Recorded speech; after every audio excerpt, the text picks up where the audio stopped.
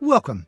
I'm Tom Doorley of Sage Partners. Today, I'm going to take us back to 2025, where we had some fascinating conversations with some very interesting guests.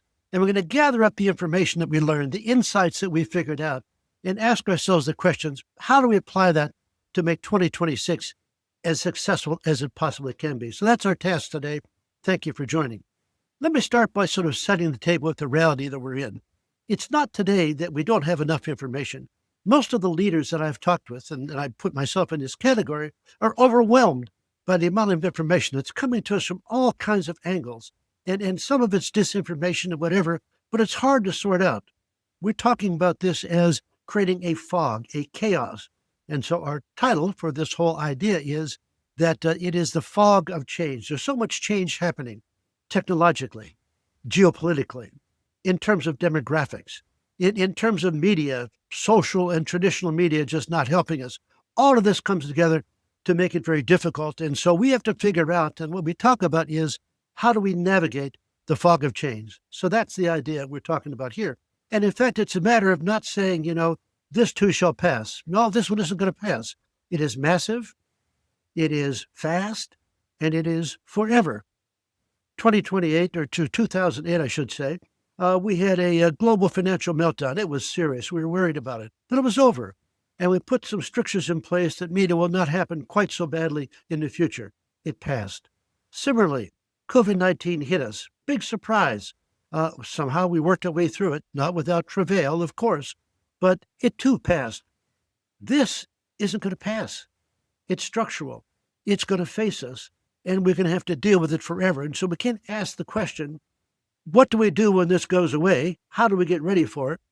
We have to be ready for it, in fact, not going away. And so how do we do that? Listen, the ways in which we managed ourselves, the leadership principles we had, in fact, don't really work so much anymore. I came into this field of management consulting years ago as a strategy consultant, and it was a more stable environment. We might call those the halcyon days. And we developed, believe it or not, for our clients, we called 5-year plans. And those 5-year plans lasted for, about 5 years. There were some tweaks here and there, some shifts here and there a little bit, but basically we set the course and we and our clients did that just the way it was.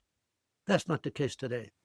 We can't say this is what we're going to do for the next 5 years. We have to say, here's how we're going forward.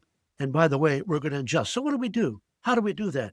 Well, we need to create in this fog of change what we're calling a leader's change agenda, which is a way of coming up with a small number of priorities, a small number of areas to focus on, 5 perhaps, maybe 6, to be the areas that cause us to give good concentrated effort to us.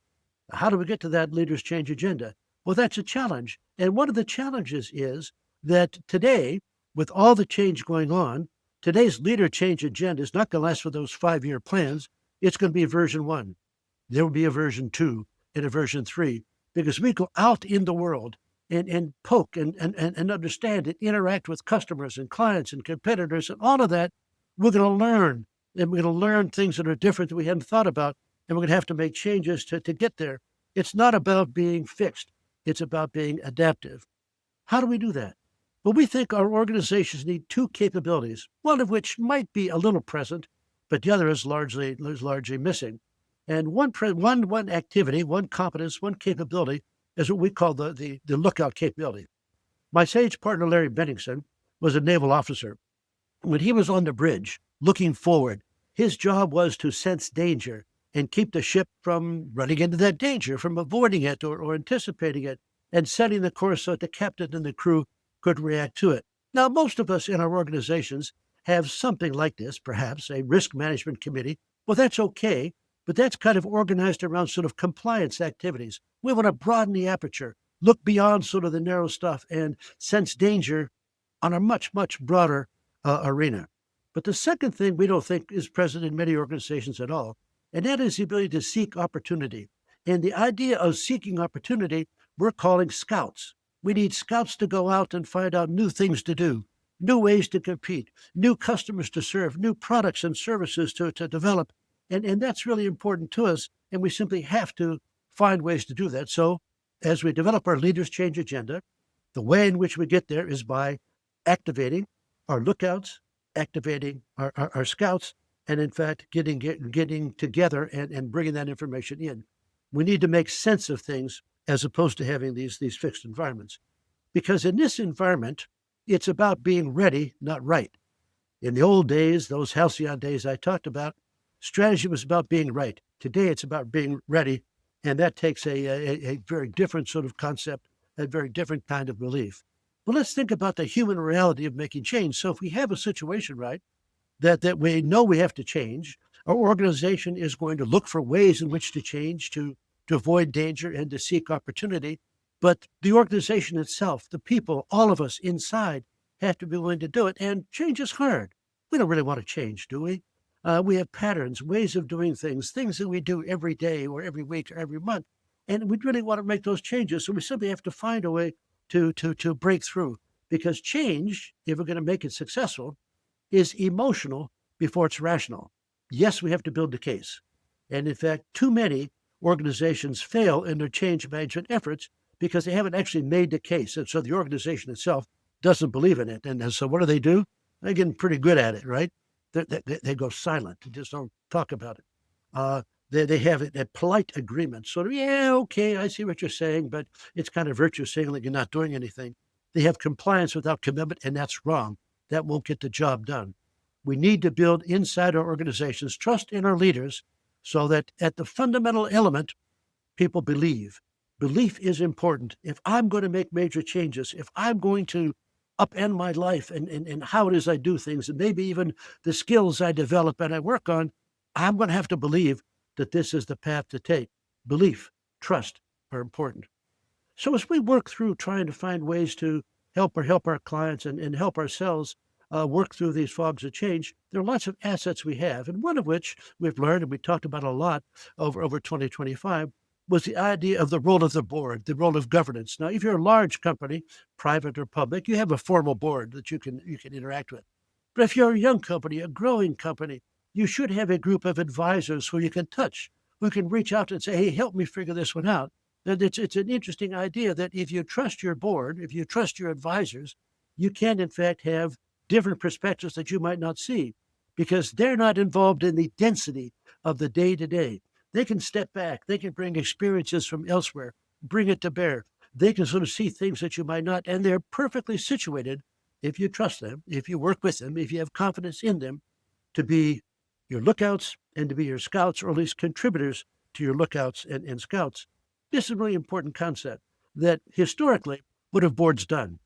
They'll talk about the fiduciary responsibility, the oversight to make sure that you and me, as the leaders of the organization, are doing what we're supposed to do.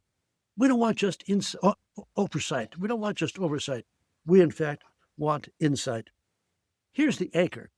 The anchor in all of this is personal responsibility for you and me, for the leaders and for the people inside the organization to look at what's happening and say, this is a challenge. This is chaos. This is a work that we all have to do, but we're actually going to do it. The other choice is to say, well, there's a big wave, a tsunami maybe, and it's going to sweep us all away, and what can I do? We don't want to be victims. We're responsible for our own happiness. We're responsible for our own growth.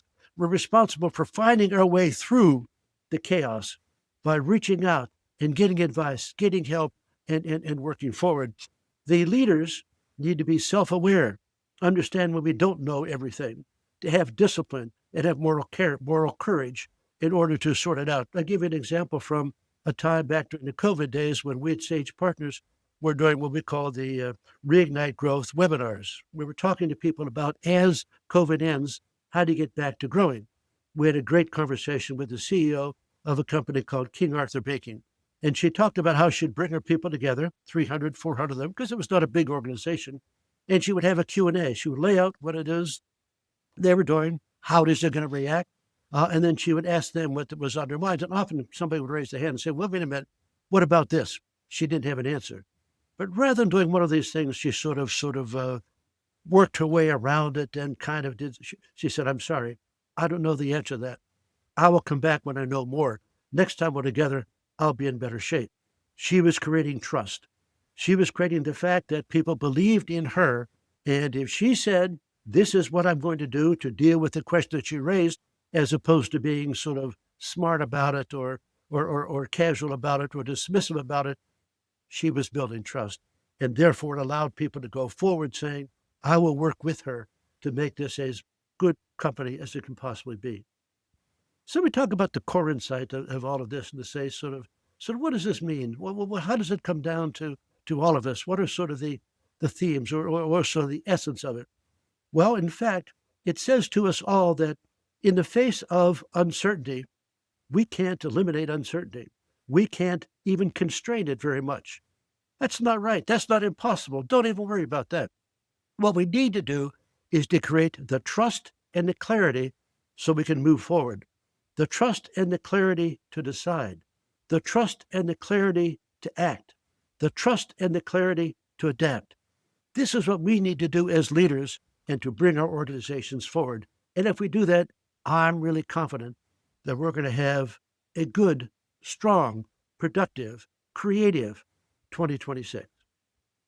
Thank you for listening. I appreciate your time. But before I end, I would like to thank the contributors to these ideas.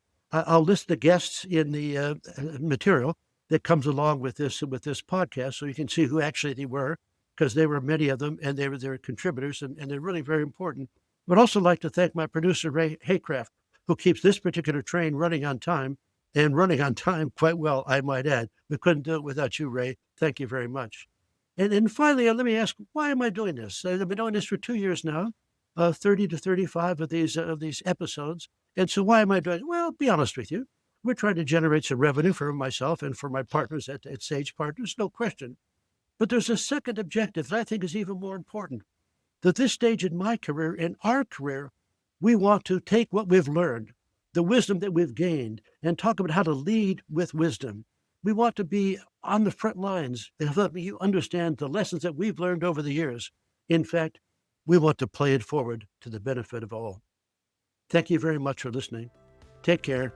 I'll see you again soon. Change has never come faster or hit us harder. In the fog, leadership is the light that cuts through. I'm Tom Doorley. Thanks for joining me on our Focus on Growth, Navigating the Fog of Change series. Until the next time, keep leading forward.